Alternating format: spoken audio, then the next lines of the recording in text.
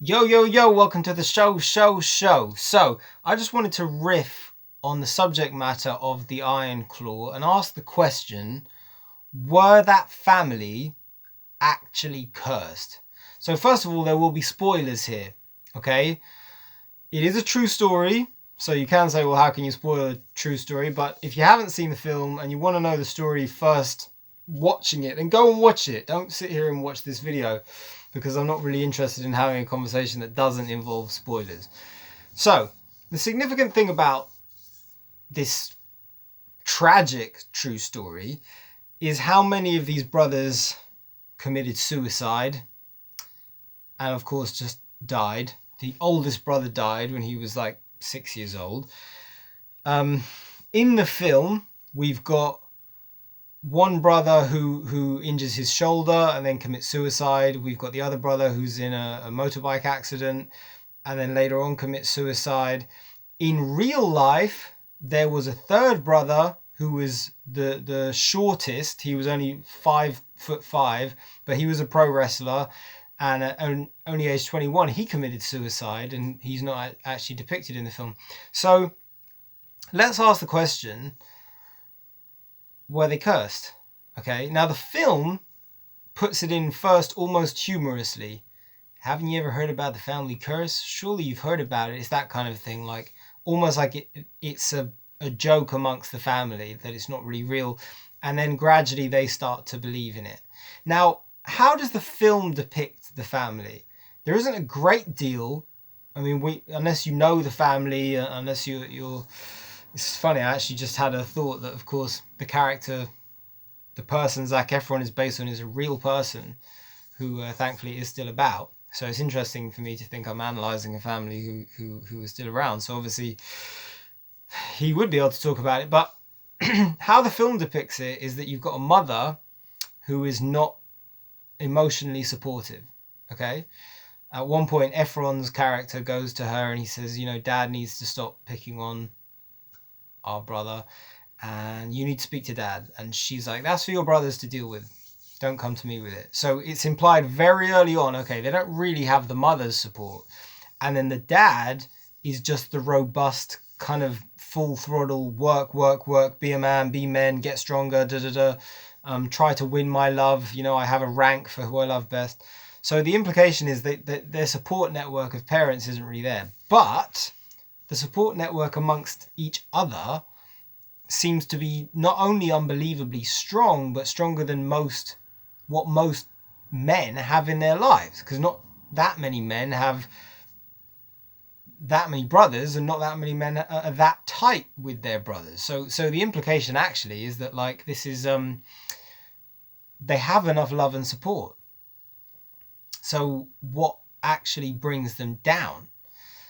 Now, what I want to stress is that I personally don't believe in any way that family were cursed. Now, here's the reason why. Because I wouldn't want... All right, let me stress this because it's important. So I've known two people, men, shouldn't say men, young men who have committed suicide. When I was much... put it this way, my closest friend, when I was 23, committed suicide. He was 23. And nearly 24, about a week away. And one of the first things you do when someone that close to you commits suicide is you running through your head, why? You feel guilty, you think, what could I have done? You question it. Now, all of this is stuff I'd been thinking about a year or so in the run-up to it. Anyway, it was fairly clear that my friend was depressed and sad and all that stuff. Obviously, I'm being light on this because I don't want to drag you into the topic too heavily, but my point is when he eventually did it, it wasn't the biggest surprise. It was unbelievably overwhelming and, of course, a shock to the system. And it affects you in ways that takes years to dismantle, to tell you the truth. I guess it's still affecting me to this day. It affects you in ways that are unconscious. But one thing that people tended to do is loads of people would speak to me and call me and ask me about it, and a common thing was, I guess he was destined. I guess it was fate. I guess, and I heard it so much. I heard people call me and say, like, someone I know had recently read on my recommendation that the Kurt Cobain biography called the Heavier Than Heaven. It's a really good book, the life story of Kurt Cobain of Nirvana, and he committed suicide at age 27. And there's a thing mentioned in the book a lot. They refer to it as suicide genes. Not a real thing, but something that seemed to be there. Like maybe this was an undercurrent that he had in him. So this friend of mine, having just read that book, and then talking about our mutual friend who'd committed suicide, was like, I guess he had those suicide genes. And I'm like, no, right? I think it's something people inherently do to cope. I think it's a coping mechanism. And maybe people are built slightly differently or deal with things differently, and that's fine. But my issue with that kind of belief system is that it seems like the inevitability therefore means nothing ever could have been done, therefore nobody needs to take any blame. And it is not how, I guess I'm getting personal, it's not really how I function. So the reason I think this video is worth making is because I'm a little concerned that people watching the Iron Claw, especially men, who actually are susceptible to that kind of depression and suicidal thoughts, would then potentially think, well, maybe I'm cursed too. I'm cursed to depression, okay? I deal with it every day and it never goes away. Maybe I'm cursed. And once you think that, you then think, well, then I guess I might as well just put an end to this as well. Because if it's a curse, what can I do about it? But if you refuse to believe it's a curse, and you go, no, that's ridiculous, then you have a better chance of battling and getting out of it. So let me say one reason why I think it's absurd. And I do believe the family were cursed with the belief of it being a curse. But it's very important to consider that, I'm getting technical now, the human race dates back about 200,000 years, okay? Language dates back 75,000 years. If you know me, you've probably heard me say that before. But language only goes back about 75,000 years, okay? For 125,000 years, the majority of human history, we didn't have language. We didn't have what we have now. We had grunts and gurgles and the occasional word that people were putting together. Language developed by things like somebody rubs their belly and goes, like the food was nice, or they eat something bad, or they stub a toe, like those. That's the beginning of language, where people notice, okay, I know what that means. Okay, yeah, all right, I'm starting to piece it together, and then bit by bit you get words and then communication, right? And in different cultures, we've all sort of developed it differently. Point being, somebody has to tell you first what a curse is, then they have to tell you that you have it, you know, and if nobody could tell you for 125,000 years, no one could ever say, by the way, you're cursed, right? What's that? Oh, it's this thing. Oh, is it? Oh my God, like the power of language and the power of storytelling is unbelievable.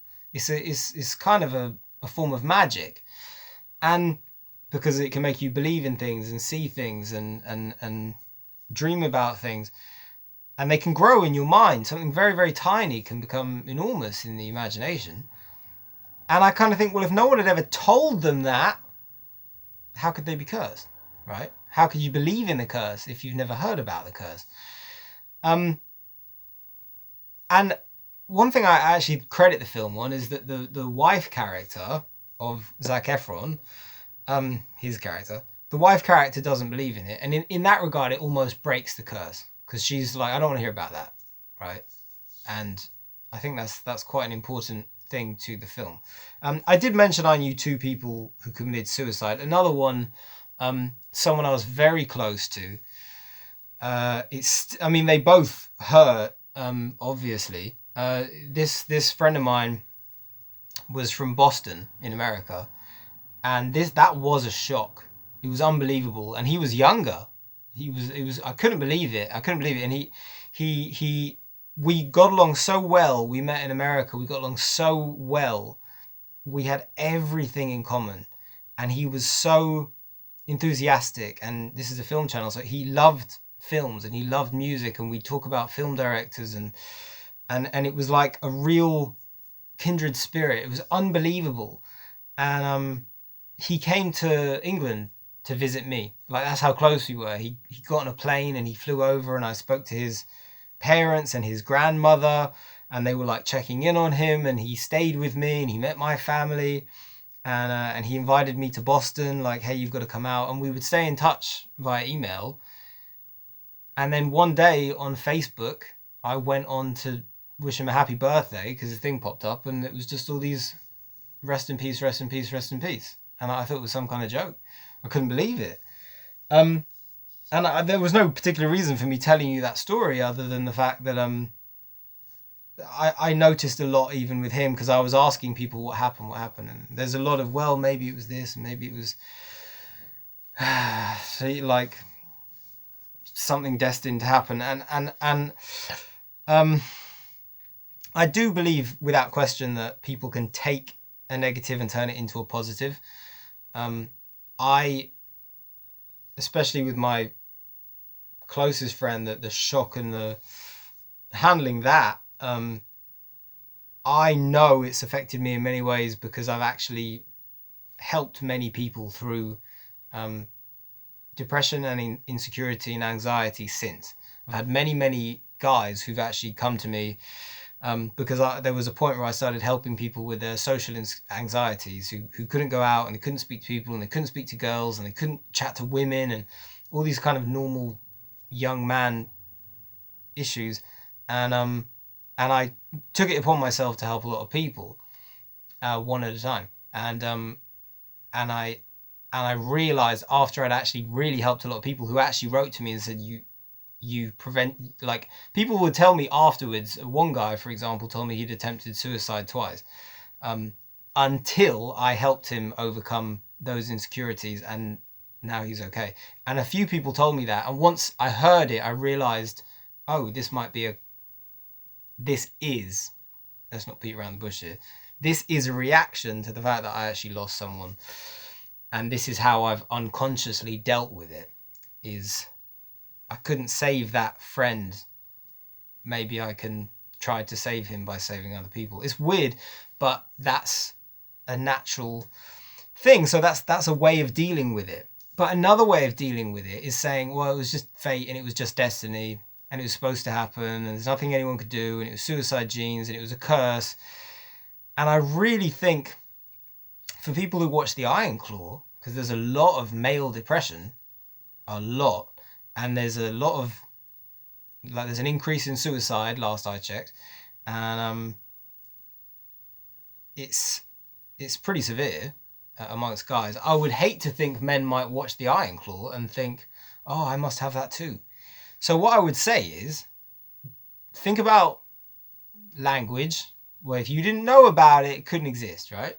And then there's there's a saying about ghosts, which I like a lot, and it's the idea of, like, if you don't believe in ghosts, how can your house be haunted?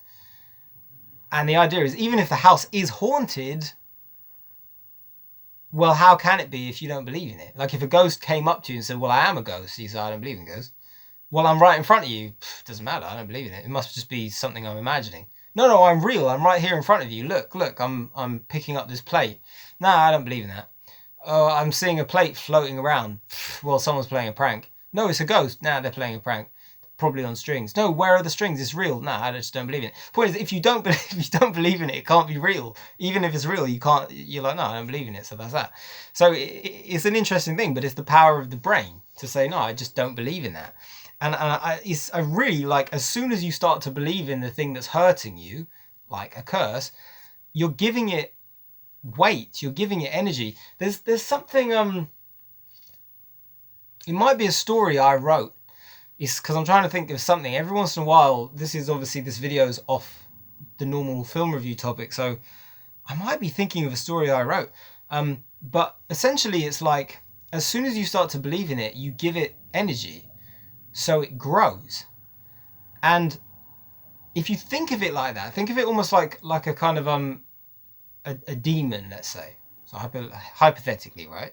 Let's say there's a demon and the demon's this big. And then if you just don't believe in it, it becomes this big.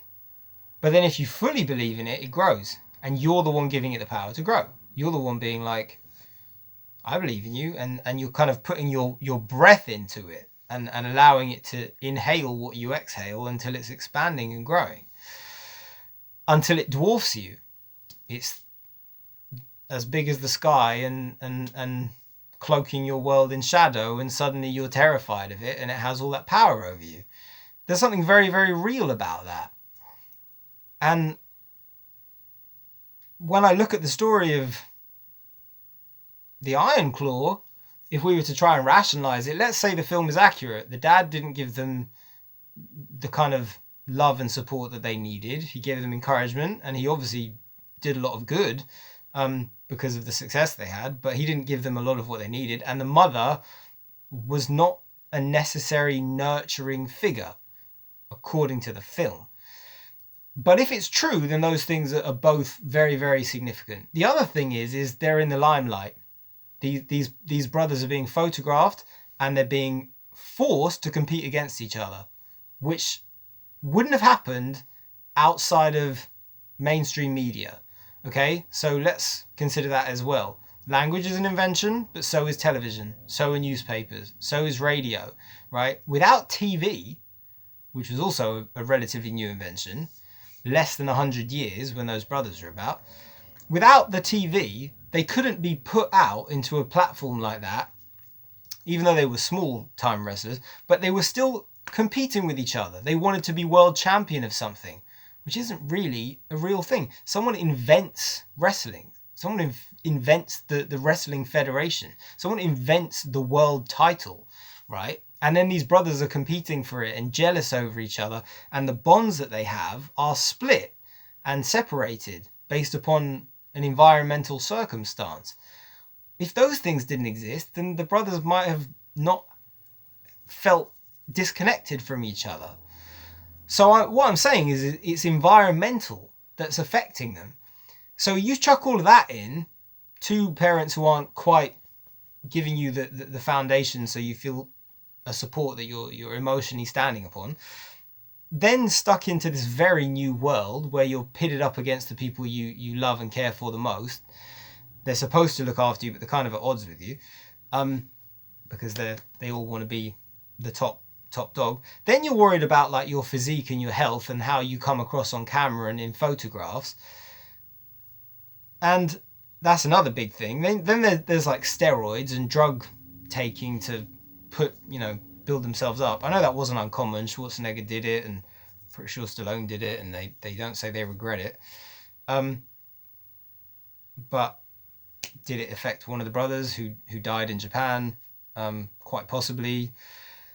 And if it did, then him dying creates more depression in the other brothers, which makes them think, oh, are we depressed? No, it's probably a curse. And then one of them, it is a series of tragedies. I can't deny that.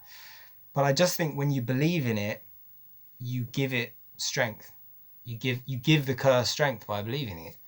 So I better wrap this video up. I didn't want this to go as long as 20 minutes. We're almost at 20 minutes.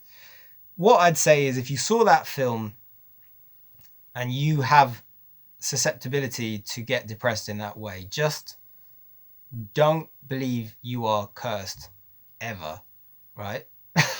Like, not in that regard. And there is a way out. And one thing that I'll say is very, very useful, and it's helped a number of guys who I've helped out, okay, is I like to look at humans a bit like this, right? I think of human beings a bit like trees that have legs, okay? So what I mean by that is, if a tree is growing in bad soil, the soil is dry, and there's not enough sun and there's not enough rain, the tree will wilt, it will be weak, and it will probably die. If it's in soil where it's like there's no rain at all, just sun, right? the same thing will happen. And you can think of it like that, as if like you have a parent. One parent is the sun and one parent is the rain. Well, if it doesn't have either, it's not great, is it? And if it only has one, it's not ideal. But that's not the point. The point is this. If that tree is in bad soil with not enough sun and not enough rain, it will wilt and it will probably die.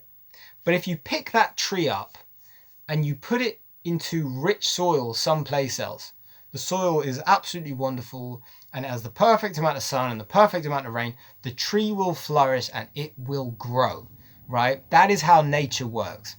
But a tree can't pick itself up. A tree can't just walk from one field to another or one country to another. It can't do that. It's stuck unless someone like, a human intervenes. But we can say, the soil that I've been planted in is making me depressed. For whatever reason, it's not enough sun in my life, not enough rain, metaphorically speaking. Or too much rain and not enough sun. And if you are wilting like the tree, you do have the power, as difficult as it is, to go to another field and replant your roots so that you have a chance to actually flourish and grow strong. And I've seen this in so many people. I know what it feels like myself. Like, you can change your circumstance and change your environment from one day to the next. Once you feel your roots are so embedded in something that you can't change, you do run the risk of being like the characters in the Iron Claw. Their roots are their family, their roots are what their dad raised them to become. They feel like they have obligations and expectations, and they have the public's eyes on them, and they believe they have a certain destiny. But in reality, if somebody had said, hey, why don't you just get on an aeroplane and go to a different part of America, or go to Europe or something, and start over and meet some new people and meet some other girl and start a new life and whatever, like, you might find that they would have flourished. And I'd like to think that would be possible. And I certainly, the main thing I'm getting at here is it's weighed on my head a bit that people could have watched that film. And even though it's an excellent film, I'm concerned it could do one or two people some damage. Because films are powerful, and you can walk away and go, oh, maybe I'm cursed. Oh my God, I might be cursed. So just think, no, you're not cursed. Maybe you need to plant your roots in better soil, and that's it. And maybe find someone to take your hand and show you the way. I mean, if any one of those brothers, it's kind of implied in the film, had opened up about their personal traumas and feelings, emotions, that might be all they needed. That's how it's covered in the film. I think that's oversimplified, but it is possible, and I've witnessed it. The guys have come to me and asked me for an ear, let's say, and a bit of a helping hand and a nudge in the right direction, and if there's any metaphysical interference, we shove it aside relatively fast, so you can as well. Anyway, alright, that's that. Let's not rabbit on forever, because there will always be future videos. By the way, that's Blade Runner on an ex-rental videotape. Look at that. VHS. I even have, this is kind of cool, look. The people who rented it all that time ago. 80s, baby. Alright, thanks for tuning in. See you later.